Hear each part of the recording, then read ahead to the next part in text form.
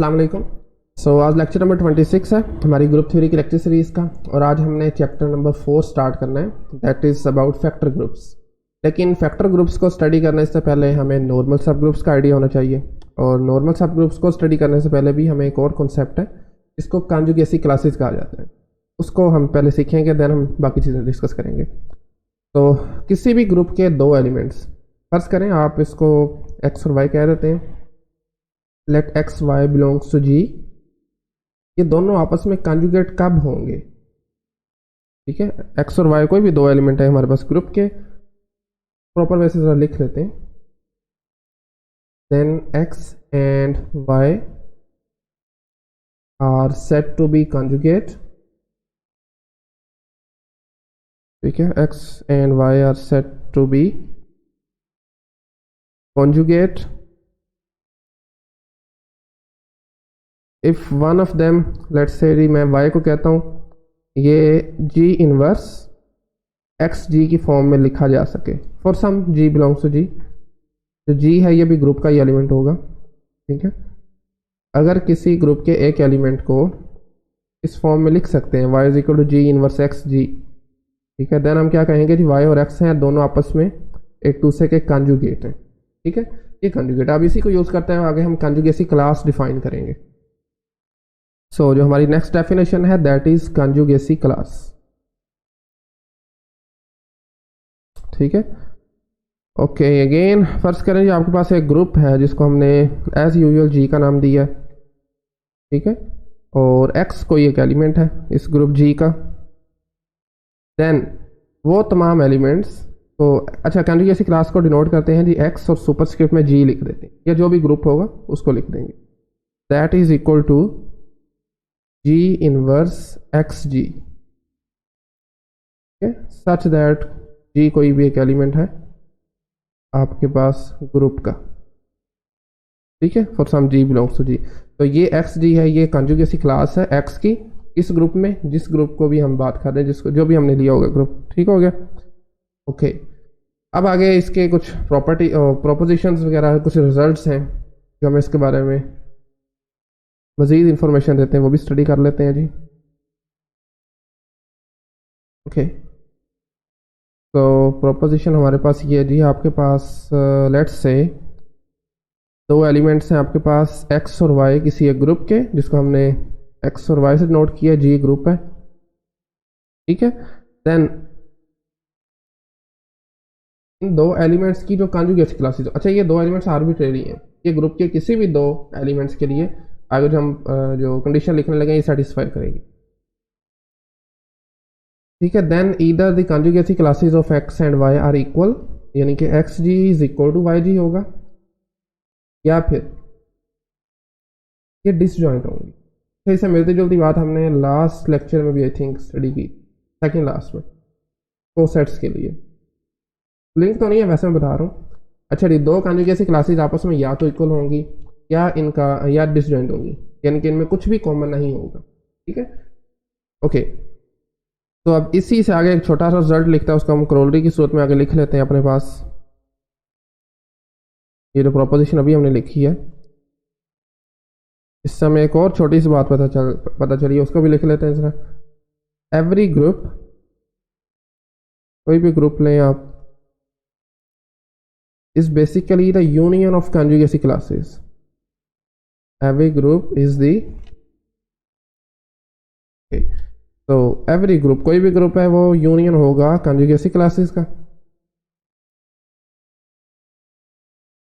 Union of conjugacy classes.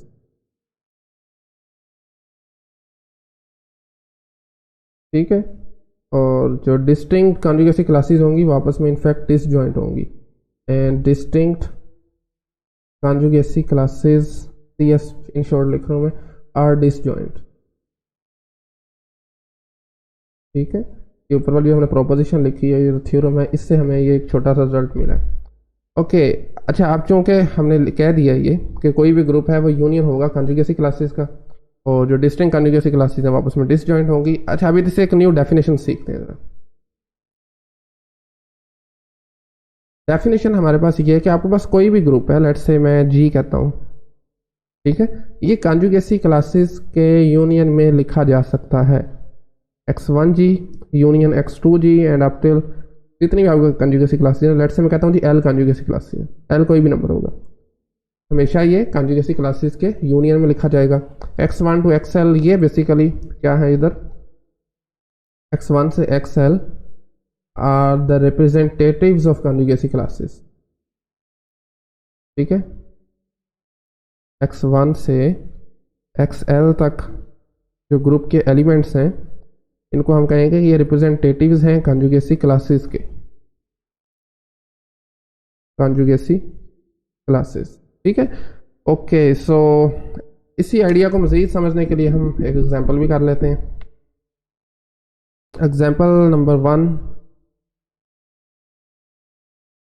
Group ले लेते हैं हम।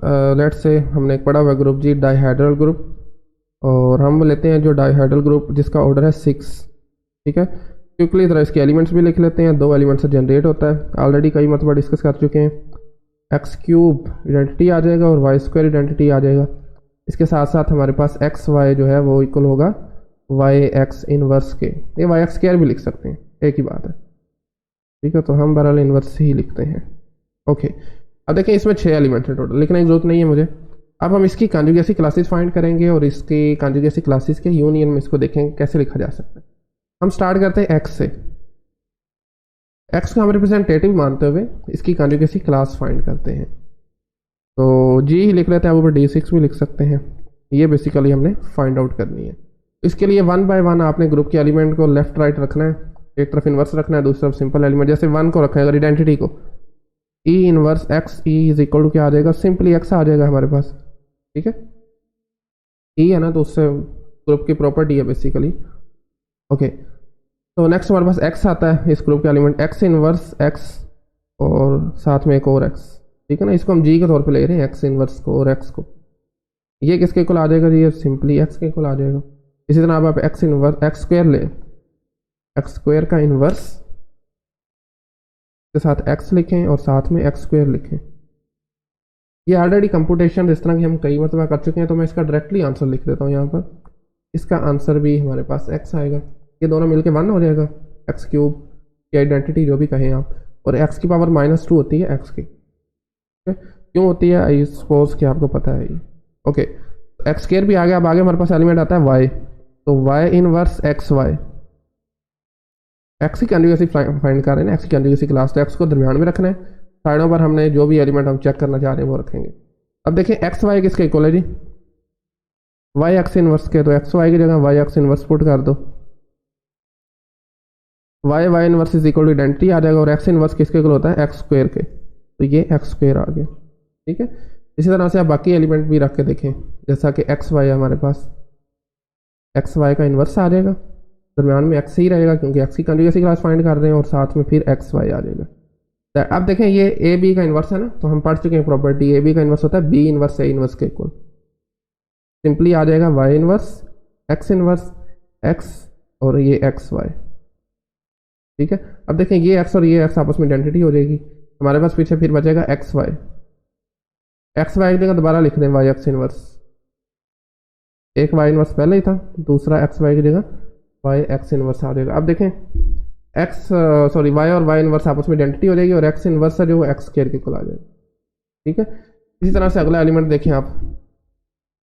नेक्स्ट हमारे पास एलिमेंट आता है जी एक्स स्क्वायर वाई का इनवर्स, साथ में क्या आ जाएगा जी, जिसकी कॉन्जुगेसी क्लास फाइंड कर रहे हैं एक्स आ जाएगा, और इसी तरह फिर एक्स स्क्वायर वाई आ जाएगा। फिर वही प्रॉपर्टी लगाएंगे, A B inverse is equal to B inverse in A inverse. इसको सॉक्स शूज प्रॉपर्टी भी कहते हैं, ये ऑलरेडी हम डिस्कस कर चुके हैं। तो ये आ जाएगा वाई का इनवर्स, और यहाँ पर मैं डायरेक्टली एक्स लिख रहा हूँ, ये आपने खुद सोचना है क्यों लिख रहा हूँ। ठीक है, ओके, साथ में एक्स आ जाएगा दरमियान वाला, और एक्स स्क्वायर वाई आ जाएगा। ओके, अब देखें जी ये वाला एक्स क्यूब बन गया, ख़त्म हो गया, पीछे हमारे पास बनेगा वाई इनवर्स एक्स वाई। अब सेकंड वाला जो एक्स वाई है इसको वाई एक्स इनवर्स लिख सकते हैं ना, ये भी आइडेंटिटी हो गया, एक्स इनवर्स एक्स स्क्वायर के इक्वल हो गया। ठीक है, हमें बेसिकली एक्स की कॉन्जुगेसी क्लास में 2 तरह के एलिमेंट नजर आए हैं, या तो एक्स नजर आया या एक्स स्क्वायर नजर आया। देखें थ्रू आउट। ठीक है, तो फाइनली हम लिख सकते हैं जी एक्स की जो कॉन्जुगेसी क्लास है यानी कि D6 में ये हमारे पास बनती है जी एक्स और आ जाएगा एक्स स्क्वेयर। अच्छा ठीक है, एक्स की कॉन्जुगेसी क्लास फाइंड होगी। अब एक्स स्क्वायर की करेंगे वो भी यही आ जाएगी, लिखने की जरूरत नहीं है, एक्स स्क्वायर की कॉन्जुगेसी क्लास भी यही होगी। ओके, ये बेसिकली डिपेंड नहीं करता रिप्रेजेंटेटिव की चॉइस पे। ओके, अब वाई की फाइंड करें। वाई की फाइंड करने के लिए अगेन पहले आप ई को रखेंगे, जरूरत नहीं है करने की, एक्स को रखें एक्स इनवर्स और यहाँ पर एक्स रख दें। ये वाई की कॉन्जुगेसी क्लास फाइंड करने के लिए हम कर रहे हैं। तो देखिए जी एक्स इनवर्स किसके इक्वल होता है, या हाँ ठीक है, एक्स इनवर्स आप लिख लें एक्स स्क्वायर के इक्वल होगा। ठीक है, और साथ में एक्स आ जाएगा। ठीक है ना, एक्स स्क्वायर को मैंने एक्सपेंड करके लिख दिया। अब ये एक्स वाई जो है ये किसके इक्वल आ जाएगा, वाई एक्स इनवर्स के। एक्स ऑलरेडी मौजूद है हमारे पास। ठीक है, ये चीज़ आइडेंटिटी होगी, पीछे बचा एक्स वाई इक्वल होता है वाई एक्स इनवर्स के। इसको अगेन अगर आप लिखें तो वाई एक्स स्क्वायर लिख सकते हैं। नो वाई एक्स स्क्वायर नहीं लिखना हमने, क्योंकि हमें चाहिए एलिमेंट जिसमें एक्स पहले होगा, तो y x inverse simply x y आ जाएगा। ठीक है, वही प्रॉपर्टी जो ऊपर लिखी हुई है। तो हमें वाई और एक्स इनवर्स और एक्स से हमें मिला एक्स वाई। अब आगे आ जाए जी एक्स स्क्वायर पे आ जाए, पावर -1 दरमियान में वाई और फिर एक्स स्क्वायर आ जाएगा। ठीक है, एक्स स्क्वायर की पावर -1 एक्स की पावर -2 और वो इक्वल होता है एक्स वाई के, साथ में एक्स स्क्वायर आ जाएगा। अब एक्स वाई के इसके इक्वल है वाई एक्स इनवर्स के और साथ में एक्स स्क्वायर भी है। ठीक है, ये बनेगा जी वाई एक्स, हो गया, क्या बनेगा वाई एक्स बन जाएगा। तो वाई एक्स को सिंपली अब क्या लिख सकते हैं, वाई और एक्स की पावर -2, अगेन वाई एक्स की पावर -1 एक्स की पावर -1। ये मैंने आपको तरीका ऑलरेडी बताया हुआ है। एक्स इनवर्स को पीछे शिफ्ट करना है, वाई एक्स की इनवर्स की जगह क्या लिखेंगे एक्स वाई। अब इस वाई एक्स इनवर्स की जगह क्या लिखेंगे एक्स वाई, जो कि मिलके बन जाएगा एक्स स्क्वायर वाई। ठीक हो गया, ओके। अच्छा, इसी को अगर आप आइडेंटिटी से करें, आइडेंटिटी से हमने ऑफ कोर्स करना ज़रूर है, लेकिन ना वाई को हमने आइडेंटिटी अगर रखें लेफ्ट राइट तो क्या बनेगा, ये सिंपली आपको पता है वाई ही बन जाएगा। बाकी वैसे हमारे दो एलिमेंट अभी रहते हैं एक्स वाई और एक्स स्क्वायर वाई, उनसे भी आप करेंगे तो या तो आपके पास एक्स वाई आ जाएगा या एक्स स्क्वायर वाई आएगा या वाई आएगा, इन तीनों में से कोई ना कोई आएगा, आप करके देख सकते हैं। तो वाई की कॉन्जुगेसी क्लास इन D6 हमारे पास बनती है जी, 3 एलिमेंट इसमें आ रहे हैं और ठीक है 3 एलिमेंट्स ही आ रहे हैं ऑफ कोर्स, एक एक्स वाई आ रहा है, दूसरा हमारे पास एक्स वाई आ रहा है और इस तरह से एक आ रहा है एक्स स्क्वायर वाई। अब देखें ये y की कॉन्जुगेसी क्लास भी है, ये एक्स वाई की कॉन्जुगेसी क्लास भी है और एक्स स्क्वायर वाई की कॉन्जुगेसी क्लास भी है। मैंने पहले आपको बताया ना कि ये बेसिकली रिप्रेजेंटेटिव की चॉइस पे डिपेंड नहीं करते। ओके, पीछे हमारे पास बचा आइडेंटिटी। आइडेंटिटी को अगर आप देखें ना तो आइडेंटिटी कॉन्जुगेसी क्लास अपनी हो और उसमें सिर्फ आइडेंटिटी एलिमेंट होता है। ठीक है, तो हम लिख सकते हैं ED6 is equal to identity element. क्यों है वो आप चेक कर सकते हैं, बाय डेफिनेशन सिर्फ आइडेंटिटी ही आएगा इसमें और कोई पॉसिबिलिटी नहीं आएगी। तो D6 को हम एज ए यूनियन कैसे लिख सकते हैं, conjugacy class of identity element union x की कॉन्जुगेसी क्लास यूनियन वाई की कॉन्जुगेसी क्लास। ये 6 एलिमेंट इससे पूरे हो जाएंगे। आप देख रहे हैं 3 इसमें हैं, 2 एक्स की कॉन्जुगेसी क्लास में और 1 ई की कॉन्जुगेसी क्लास में, तो 6 एलिमेंट्स। ठीक है, और ये जो ई है एक्स है और वाई है ये क्या है, अभी हमने ऊपर डेफिनेशन सीखी थी, रिप्रेजेंटेटिव्स हैं कॉन्जुगेसी क्लास के। ठीक है, ये एग्जांपल थी।